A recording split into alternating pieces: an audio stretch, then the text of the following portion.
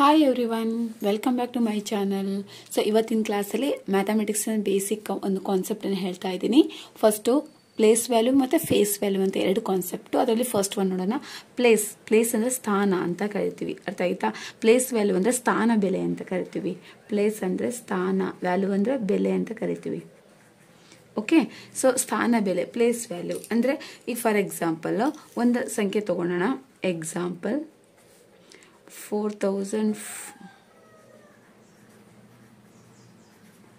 Okay, so ಇದರಲ್ಲಿ ಏನಾಗುತ್ತಪ್ಪ ಅಂದರೆ ಈಗ for example 5, what is the place value of 5 ಅಂತ ಕೇಳ್ತಾರೆ. What is the place value of 5 ಅಂತ.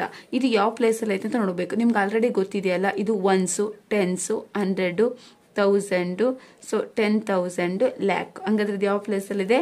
ಸೊ 5 ಅನ್ನೋದು 10,000 ಪ್ಲೇಸಲ್ಲಿದೆ. ಹಾಗಾಗಿ ಇದು ಯಾವುದಾಗುತ್ತೆ? 50,000 ಆಗುತ್ತೆ. ಇದು ಪ್ಲೇಸ್ ಯಾವ ಸ್ಥಾನದಲ್ಲಿದೆ ಅಂತ ಹೇಳಿ. ಇನ್ನೊಂದು ಎಕ್ಸಾಂಪಲ್ ನೋಡೋಣ.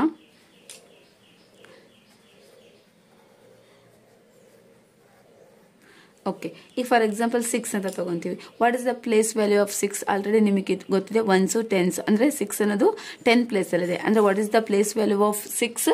60 ಅಂತ ಹೇಳಿ ಬರೀತೀವಿ. ಇದು ಪ್ಲೇಸ್ ವ್ಯಾಲ್ಯೂ. ಯಾವ ನಂಬರ್ ಹೇಳಿರ್ತಾರಲ್ಲ ಆ ನಂಬರನ್ನು ಅವ್ರು ಅಂಡರ್ಲೈನ್ ಮಾಡಿರ್ತಾರೆ, ಒಂದು ನಂಬರನ್ನು. What is the place value of underline number ಅಥವಾ ಸರ್ಕಲ್ ನಂಬರ್ ಅಂತ ಹೇಳಿದರೆ ಅದು ಯಾವ ಸ್ಥಾನದಲ್ಲಿದೆ? ಪ್ಲೇಸ್ ವ್ಯಾಲ್ಯೂ ಚಾರ್ಟನ್ನು ಆಲ್ರೆಡಿ ಕಲ್ತಿದ್ದೀರಾ. ಒನ್ಸು, ಟೆನ್ಸು, 100 ಇಂಗ್ಲೀಷಲ್ಲಿ. ಕನ್ನಡದಲ್ಲಾದರೆ ಬಿಡಿ, 10, 100 ಅಂತ ಕಲ್ತಿರ್ತೀರಾ. ಇದು ಕನ್ನಡದಲ್ಲಿ ಹೇಳ್ಬೇಕಂದ್ರೆ ಇದು ಬಿಡಿ, 10, 100, 1000, 10,000, ಲಕ್ಷ, ಈ ತರ ಆಗುತ್ತೆ.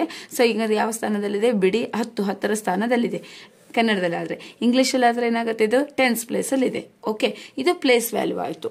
ಹಾಗಾದ್ರೆ ನೆಕ್ಸ್ಟ್ ಬರೋದು ಅದು ಪ್ಲೇಸ್ ವ್ಯಾಲ್ಯೂ ಆಗಿ ಮೇಲೆ ನೆಕ್ಸ್ಟ್ ಬರೋದು ಅದು face value. Face, FACE, face value, ಮುಖ ಬೆಲೆ ಅಂತ ಕರಿತೀವಿ. ಫೇಸ್ ಅಂದ್ರೇನು? ಮುಖ ಬೆಲೆ.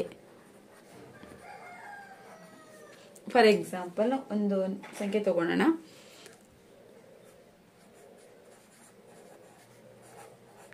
ಓಕೆ, ಸೊ 1,78,967 ಅಂತ ಹೇಳಿ ಕರಿತೀವಿ. What is the place face value? Face ಅಂದ್ರೆ ಮುಖ ಬೆಲೆ ಅಂತ. For example what is the face value of ಅಂತ ಕೇಳಿದ್ರೆ ಇದ್ರದ್ದು ಮುಖ ಬೆಲೆ ಅದು ಸಂಖ್ಯೆ ಎಷ್ಟಿದೆ ಅಂದ್ರೆ 7 ಅಂದ್ರೆ 7 ಅಷ್ಟೇ ಬರೀಬೇಕು.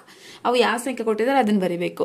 7 ಅಂತ ಹೇಳಿದ್ರೆ 7 ರೌಂಡ್ ಹಾಕಿದ್ರೆ ಅಥವಾ ಅಂಡರ್ಲೈನ್ ಮಾಡಿದ್ರೆ 7 ಅಂತ. ಮುಖ ಬೆಲೆ ಅಂದ್ರೆ ಅದು ನೋಡಕ್ಕೆ ಯಾವ ಸಂಖ್ಯೆ ಕಾಣಿಸುತ್ತೆ. ಫಾರ್ ಎಕ್ಸಾಂಪಲ್ ಈಗ ಇಲ್ಲಿ ಬರೀತೀವಿ, ಇದೆಷ್ಟು?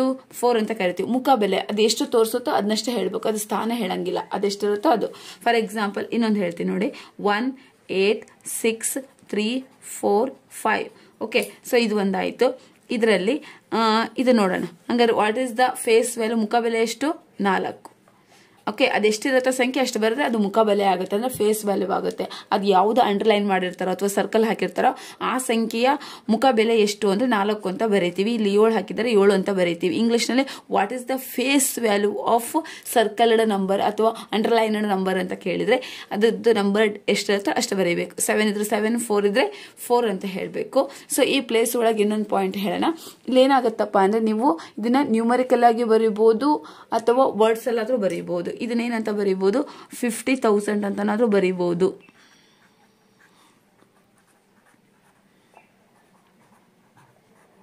ಓಕೆ, ಸೊ ವರ್ಡ್ಸ್ ಎಲ್ಲಾದ್ರೂ ಬರೀಬಹುದು, ನ್ಯೂಮರಿಕಲ್ ಆದ್ರೂ ಬರೀಬಹುದು. ಎರಡು ಆನ್ಸರ್ ಸರಿನೇ ಆಗುತ್ತೆ.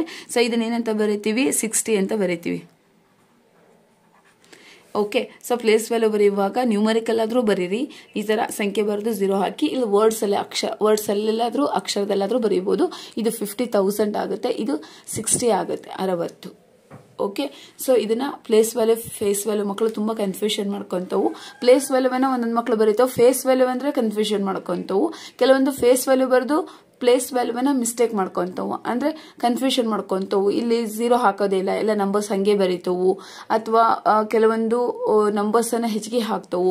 ಎಷ್ಟಿರುತ್ತೆ ಕರೆಕ್ಟಾಗಿ ಅಷ್ಟೇ ಹಾಕಬೇಕು. ಸೊ ಕರೆಕ್ಟಾಗಿ ಕೌಂಟ್ ಮಾಡಬೇಕು. 1, 10, 100, 1000, 10,000. ಸೊ ಉಳಿದವು ಎಷ್ಟು ಹಾಕಬೇಕು? 4 0 ಹಾಕಬೇಕು, ಹಾಕಿ ಕಾಮ ಕೊಡಬೇಕು. Okay, thank you.